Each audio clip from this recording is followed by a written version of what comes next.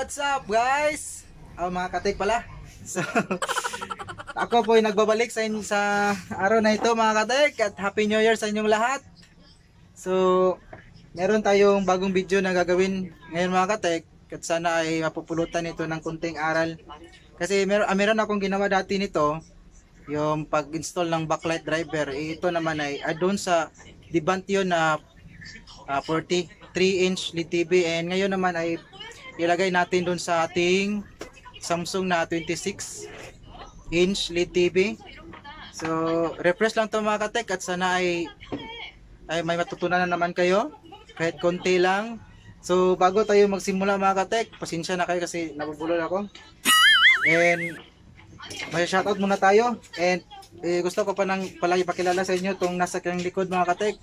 Ito sana yung i-vlog ko ngayon, pero nagawa ko na to dati. Meron akong ginawa dito ng kung paano mag hard reset tapos backlight repair.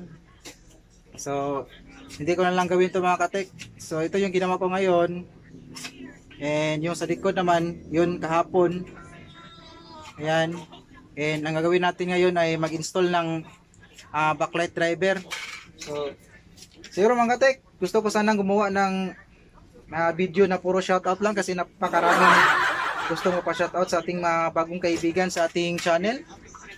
So nilagyan ko na lang kunting video para at least kung bumisita kayo, meron kayong matutunan, hindi lang puro shoutout mga katek.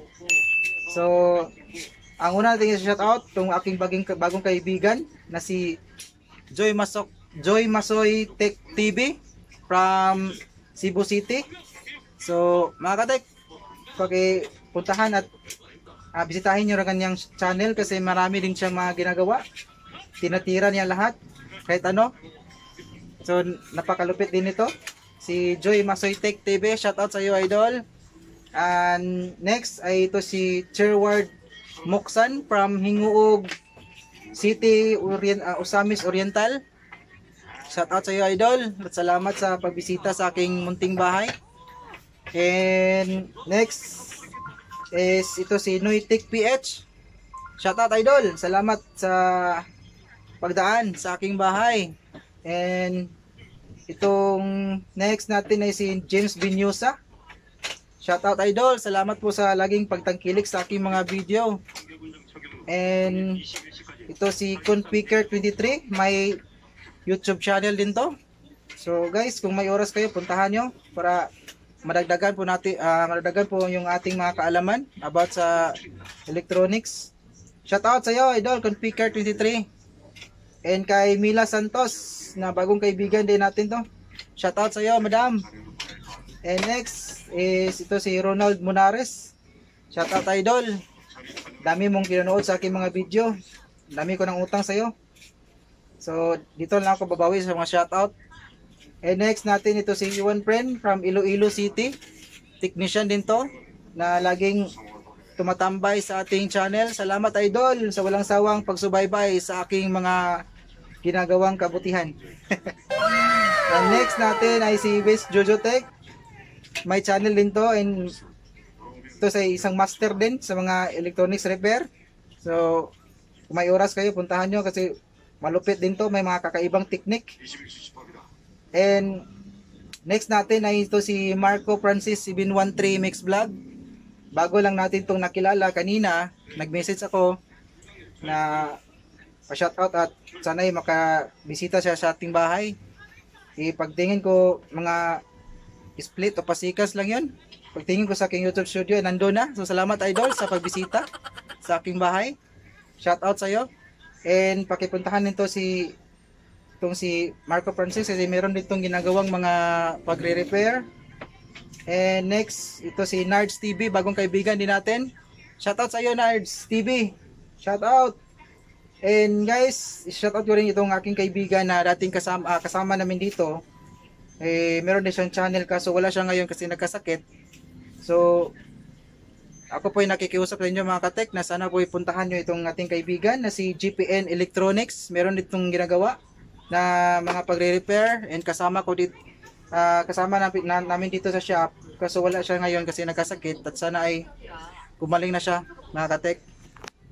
So sana pupuntahan nyo mga katek, and hanggang dito na lang at hindi pala. Simulan na natin to.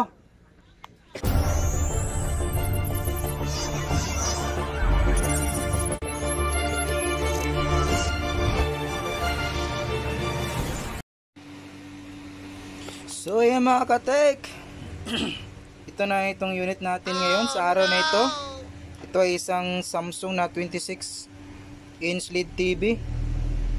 So bali, ang i-share ko sa inyo ngayon mga katek ay yung pag-install ng backlight driver. Meron akong ginawa dati dito, isang backlight driver installation. I-share ko ito ulit kasi ibang linya yung kinapitan ko dito. At sana po ay kung makatagpo kayo ng problema na ganito, baka po matulungan po kayo mga katek. So ngayon mga katek, ang baling ginawa ko dito mga katek, ang problema ng board natin dito ay yung akala ko backlight kasi walang ilaw yung kanyang screen, and binaklas ko yung itong panel, tapos chinek ko yung backlight, chinek ko lahat, okay naman. So dito tayo na-focus sa kanyang backlight driver, sa kanyang PWM at itong MOSFET. Bali okay naman itong MOSFET niya mga katek, at itong PWM niya tinanggal ko na. Meron namang supply, kaso wala lang talagang kick voltage na papunta dito sa ating gate para mag-i-invert yung ating MOSFET para sa ating backlight. So wala tayong mahanap ngayon mga katek. Bali ito yung problema niya, itong PWM para sa backlight. Ayan, hindi naman to grounded or shorted mga katek, kasi wala lang talaga siyang oscillation voltage na papunta dun sa ating gate. So bali ang probe number dito mga katek ay SLC2012M. Ayan siya. So bali ang ginawa ko dito mga katek ay nilagyan ko na lang ng backlight driver. Ayan. Bali itong backlight driver na ito mga katek ay para sa mga 40 hanggang 50 inch na LED TV.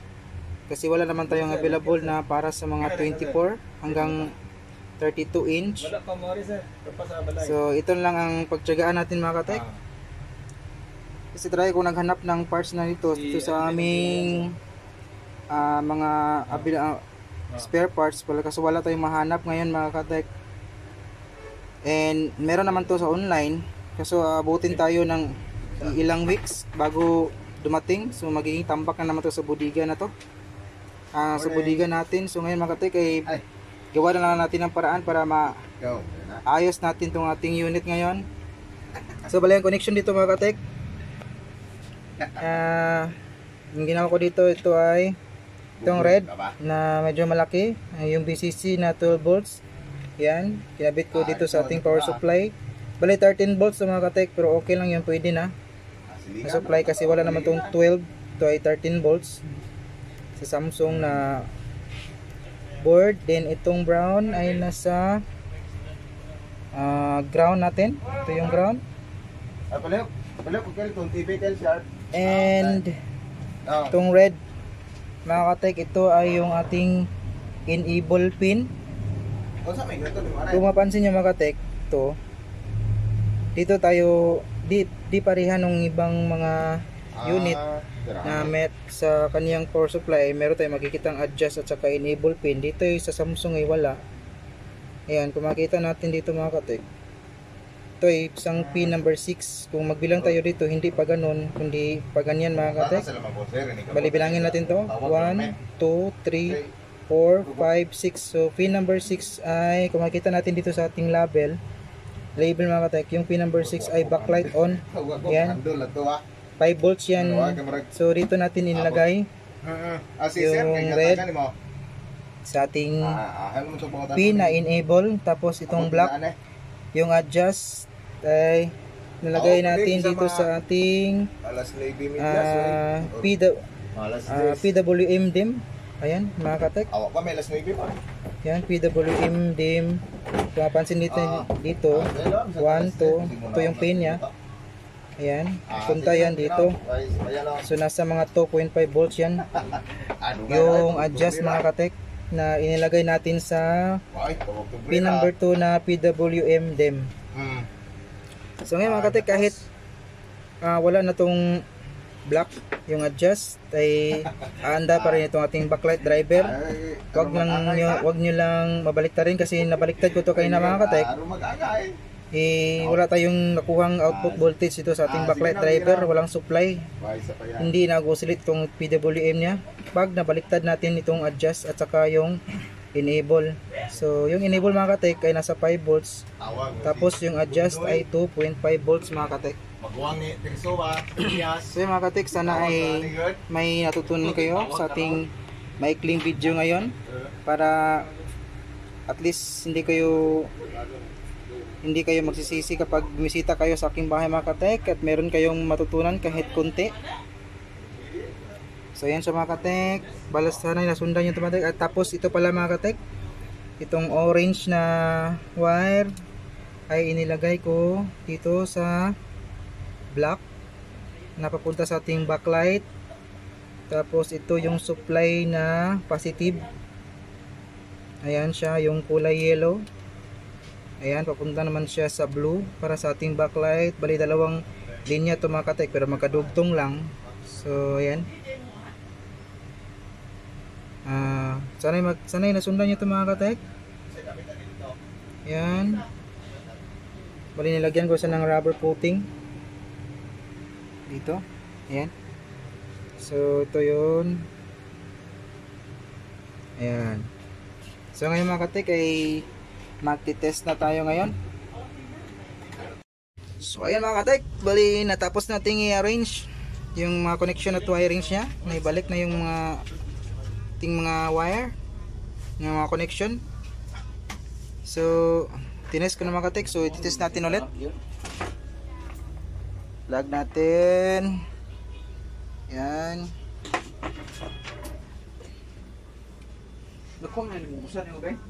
Tapos tingnan natin. So ayun oh, gumana na siya mga katek. Okay na yung backlight. So ngayon mga katek, at sana ay may natutunan kayo sa aking video sa araw na ito. And maraming salamat po sa panonood.